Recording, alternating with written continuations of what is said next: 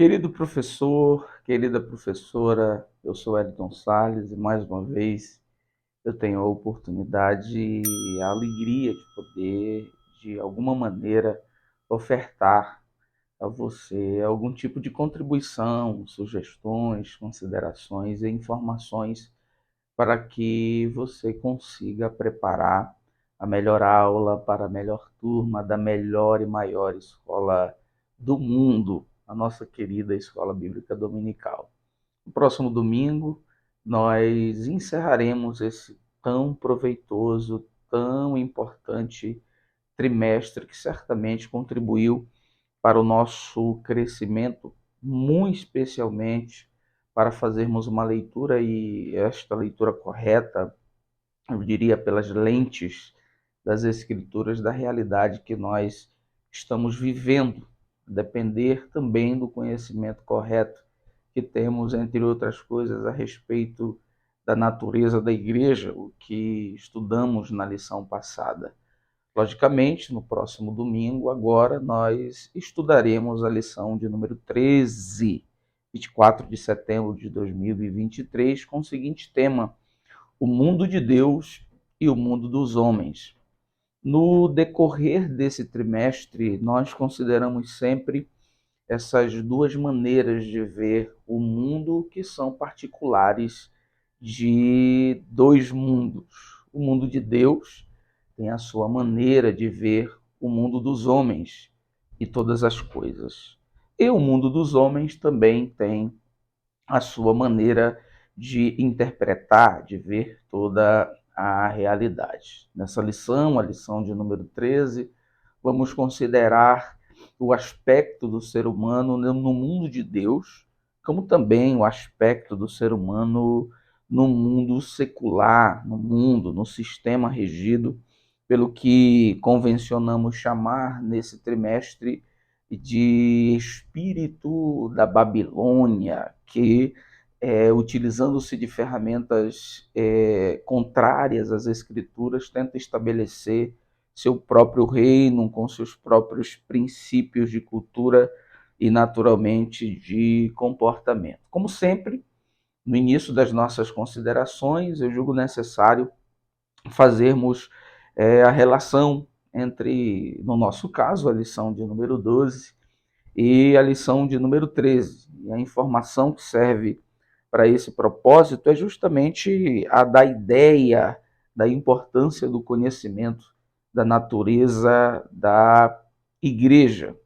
Se na lição passada nós consideramos alguns aspectos da natureza da igreja e falamos do aspecto público da natureza da igreja, a igreja como guardiã e ao mesmo tempo compartilhadora, proclamadora da verdade, a igreja no seu relacionamento íntimo, eu diria, com Cristo, a igreja como noiva, a igreja diante do desafio de ser apresentada na ocasião da união mística com Cristo, sem nenhuma mancha, sem nenhuma ruga. Nessa lição, a lição de número 13, nós vamos considerar, eu diria, a responsabilidade da igreja de tornar visível, de tornar real, de transmitir o reino de Deus, bem como se comportar à luz daquilo que ela transmite, que é o reino de Deus. Se na lição passada compreendemos verdades a respeito da natureza da igreja, nessa lição nós vamos compreender a missão governamental da igreja, eu diria assim, que é a de expressar de maneira visível o reino de Deus e fazer isso por meio do desafio de assumir um comportamento à luz do reino que ela torna visível. Então, eis aí a possibilidade, querido professor, querida professora, de, no primeiro momento, nós fazemos a relação entre a lição de número 12 e a lição de número 13. Lá nós temos as naturezas da igreja, aqui nós temos um desafio, eu diria, governamental da igreja, que é traduzido por dois aspectos. O primeiro, tornar visível o reino de Deus, tornar conhecido o reino de Deus no mundo, no reino dos homens, bem como em meio ao conjunto de valores, a cultura secular, humana, estabelecer e também se comportar à luz do conjunto ético e moral do reino de Deus.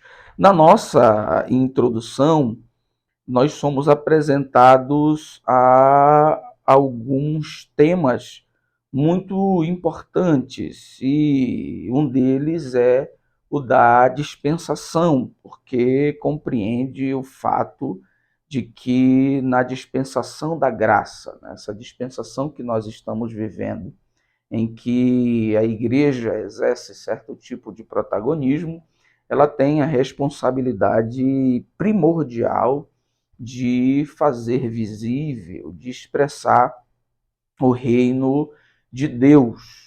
Bem como, nesse sentido, a igreja caminha com a crença de que viverá outra dispensação em que também o reino de Deus terá o seu lugar especial, que é a dispensação do milênio, ou do governo humano, em que a igreja agora não será responsável pela expressão do reino, mas fará parte e parte ativa ao lado do Rei Cristo no governo mundial e literal, na dispensação do governo de Deus.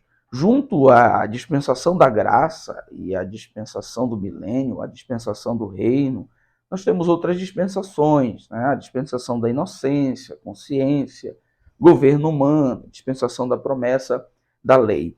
Mas a dispensação da graça e a dispensação do milênio, elas dão ênfase especialmente ao reino de Deus, em que na dispensação da graça, esse espaço de tempo com o qual Deus, pelo qual Deus se relaciona conosco, a igreja é responsável por tornar visível o reino, e na dispensação do governo divino, que vem logo após a dispensação da graça, a igreja também estará envolvida no reino de Deus, agora reinando com Cristo. Então, nessa introdução, é bom que nós façamos essa consideração de que, em primeiro lugar, nós estamos vivendo em um tempo do plano de Deus, cuja igreja é responsável por tornar visível o reino de Deus, e a próxima etapa do plano, o plano em que a igreja reinará com Cristo e o reino de Cristo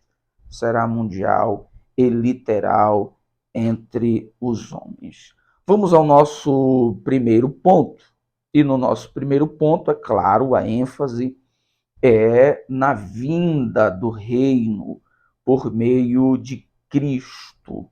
Isto fica claro no primeiro subponto, em que o reino de Deus vem, e não vem estabelecer, eu diria, certo tipo de distanciamento entre Deus e os homens. O reino de Deus vem e vem de maneira a entranhar-se profundamente com os homens, tanto é que o rei tornou-se homem. O rei milagrosamente encarnou-se. É o Emanuel, Deus conosco. O rei esteve conosco, o reino se entranhou nas nossas experiências, nos nossos dramas, nos nossos dilemas, nas nossas dores, nas nossas dificuldades. Então, a vinda do reino de Deus, o reino de Deus no mundo, não compreende uma, eu diria, separação entre o reino e os dilemas da humanidade, entre o reino e os dramas da humanidade, entre o reino e os desafios, as dores, os problemas da humanidade. O rei encarnado é prova dessa relação profunda do reino de Deus no mundo.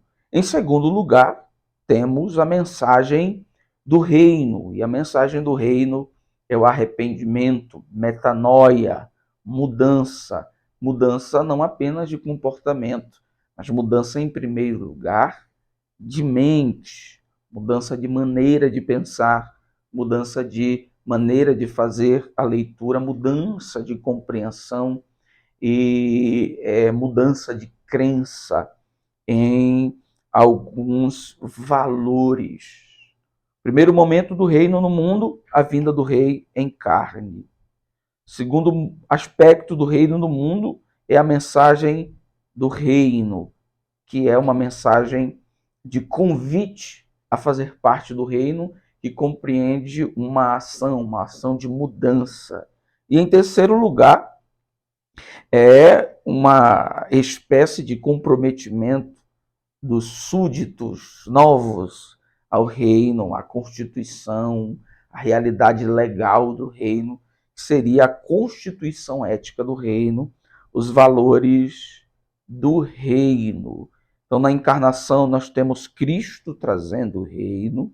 Na mensagem do reino, nós temos a ênfase no arrependimento, na mudança de mente. E, em terceiro lugar, nos valores do reino, nós temos a responsabilidade dos súditos de comprometerem-se a princípios éticos profundamente diferentes dos princípios e dos valores do mundo dos homens. Primeiro ponto, Deus conosco, encarnação. Segundo subponto, arrependimento, metanoia, mudança. Terceiro subponto, desafio, responsabilidade para viver a ética do reino, que é totalmente diferente da ética do reino do mundo dos homens.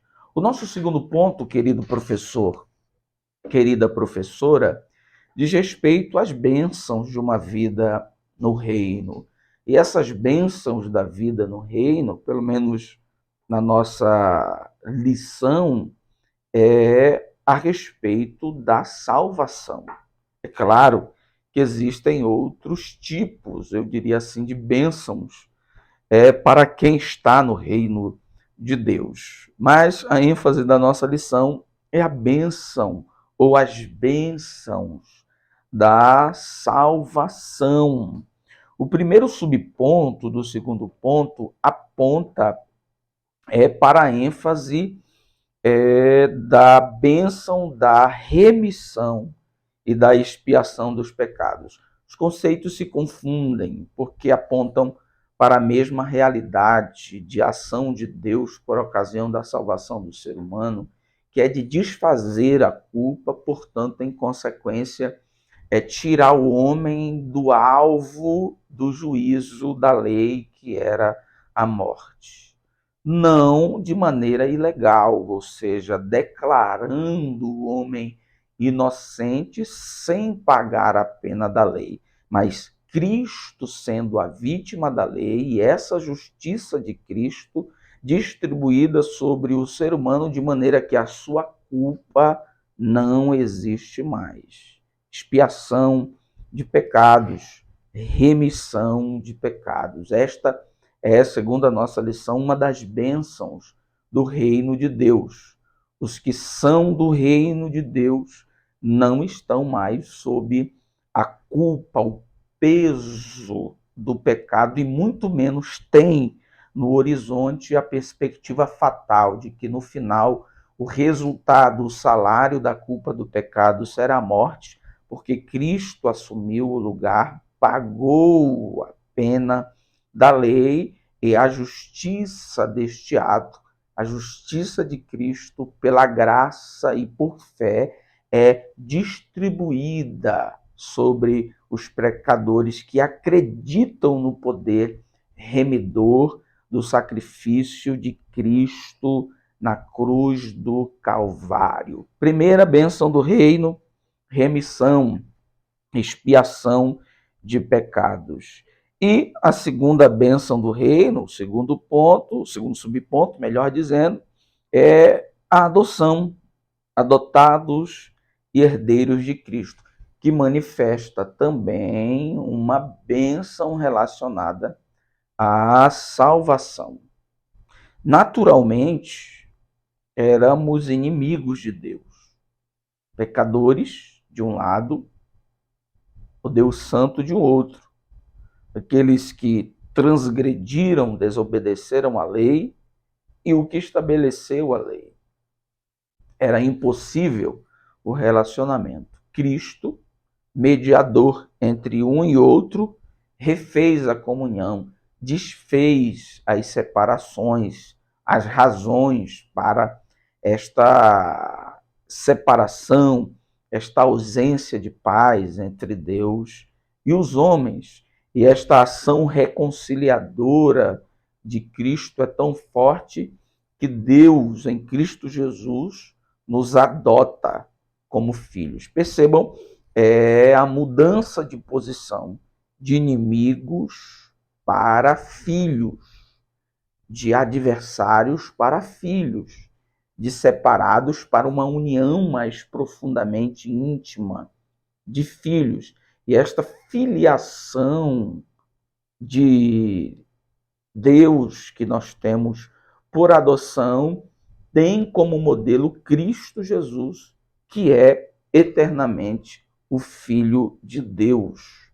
Eis o desafio dos filhos adotados serem iguais, lutarem, se esforçarem, dizerem sim à oferta do Espírito Santo para que se cheguem, se aproximem, se assemelhem a Cristo, o Filho de Deus.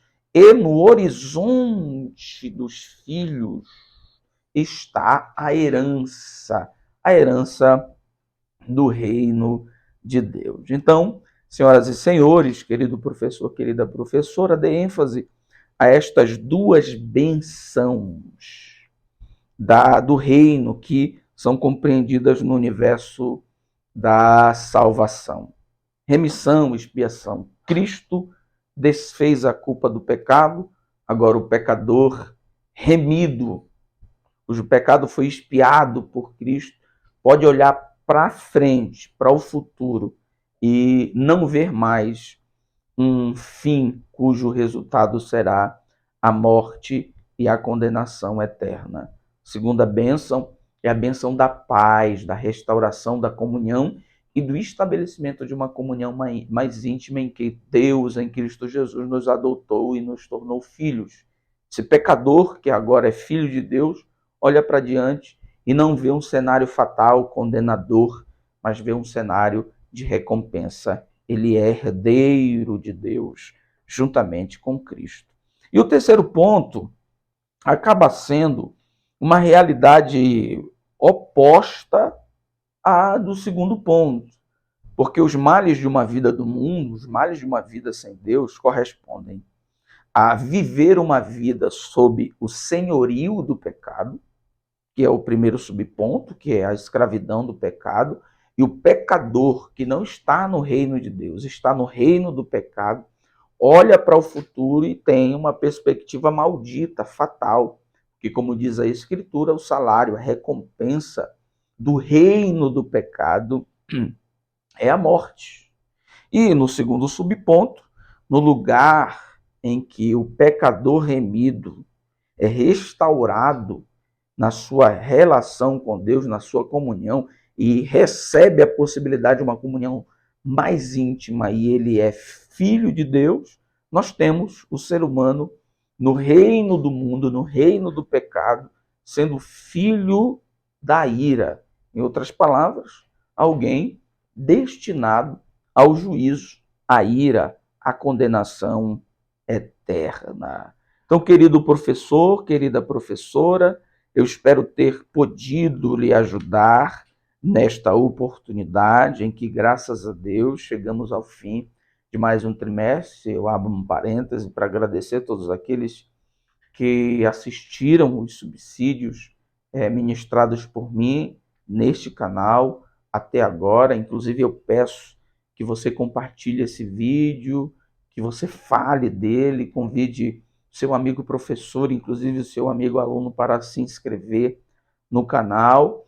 que no próximo trimestre estaremos aqui trabalhando muito para podermos de maneira melhor compartilhar o que nós imaginamos poder contribuir com você, professor, com você, aluno. Deus abençoe você, Deus abençoe a sua classe. Você vai dar, em nome de Jesus, a melhor aula no último dia, último domingo do nosso trimestre nesta lição.